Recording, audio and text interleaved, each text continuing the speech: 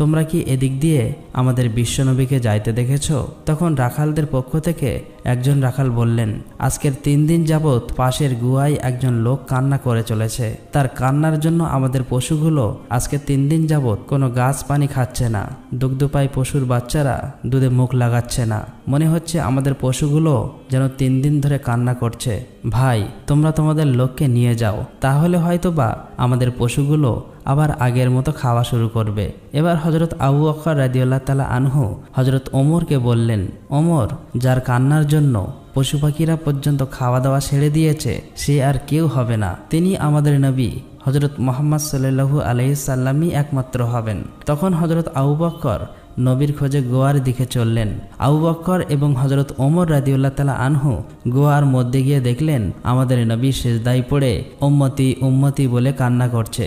এবার হযরত ওমর রাদিয়াল্লাহু তাআলা আনহু নবীকে